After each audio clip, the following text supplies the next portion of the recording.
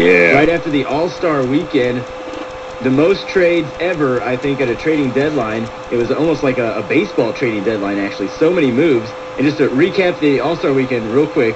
Real fast. Bieber MVP, Kobe MVP, Blake Griffin won like we said he would. A Packers wide receiver won the three-point contest. Yeah. And Steph Curry did win the... Unbelievable. Unreal. By the way, can I just say, just really fast, and this will be so quick, I love All-Star Weekend, and I think the All-Star Game is wildly entertaining, and I hate how everyone says, we don't play defense. Like we want to see an 81-76. It's the All-Star Game. That's the beauty of it. I saw some awesome steals by Kobe. Absolutely. There was some defense going on. Kobe was picking D. Wade's pocket all the time. But they don't buckle down like a regular NBA game, but that's fine. It's the All-Star Game. NBA knows how to do an All-Star game. Unfortunately, the other sports have no clue. Yeah, it's true. They know how to do an All-Star weekend, and it's excellent. But let's go with these trades a little bit. I just wanted to say, get that off my chest. Rihanna's halftime performance better than the Black Eyed Peas in the Super Bowl. Very much so. Yeah.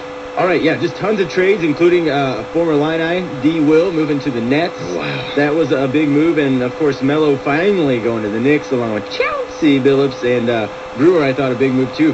Who is the big winners, guys? Big winners from all the trades. It's tough. I mean, it's tough. You have to say the Knicks. Obviously, landing Carmelo is a huge, huge deal, and once they get, gelling a little bit, they'll be all right. And then if they get Chris Paul in 2 years, I mean, look out for the New York Knicks, no doubt about that. I also really like what Oklahoma City did, getting Kendrick Perkins and giving up Jeff Green. They don't really need another big scorer. They have scorers in Oklahoma City. They need some muscle down there, and that's what Kendrick Perkins is. Boston, on the other hand, still has guys that can bang with Big Baby and Kevin Garnett. So I'm not that mad at the trade.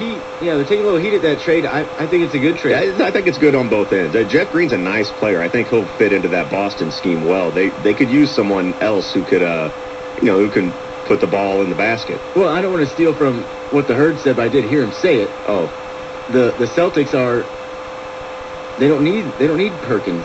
They need an athletic guy that can play the wing on the side of Rondo. Yeah, I didn't hear that, but I agree 100% with it. Yeah, because the wing is the guy. Absolutely. Yeah. What's LeBron play? Wing. What's Kobe play? Oh yeah, that's there you go. Absolutely. It's Boston. They've won before.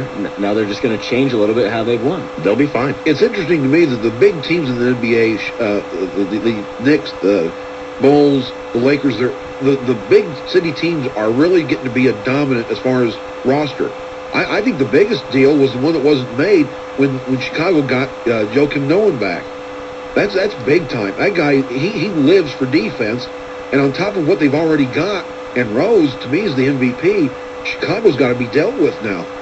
Let's get a phone call in here. 529-1450 is our phone number. Good morning. You're on Sports 101. Go ahead.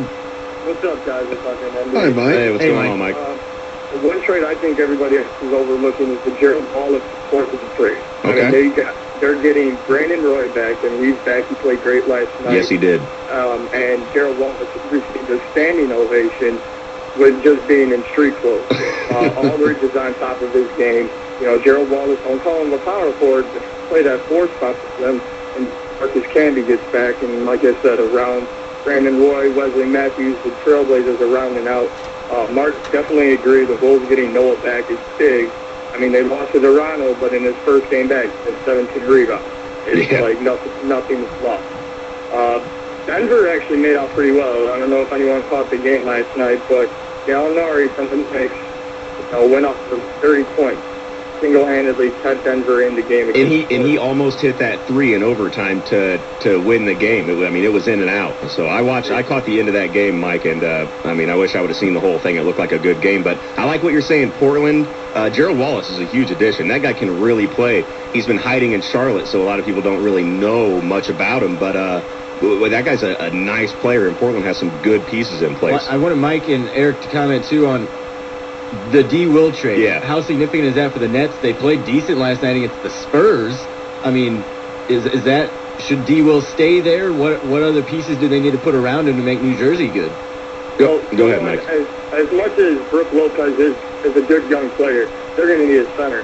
And some say, maybe they'll look at Dwight and they'll go like a Lakers with Dwight Howard and Brook Lopez. Because Brook Lopez can't get a double-double at all.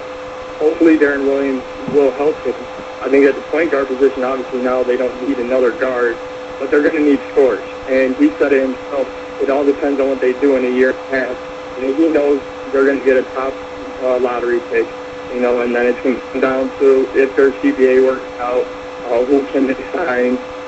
I think it's a bad move. The one thing, though, that I do think is that he's not going to go to New York. If anything, Darren Williams getting traded to the Nets solidifies Chris Paul going to the New York Knicks. Yeah, I like that, Mike. And I like D. Will on the Nets. The Nets are getting ready to move to Brooklyn. They're kind of going to change their franchise around, change their identity a little bit.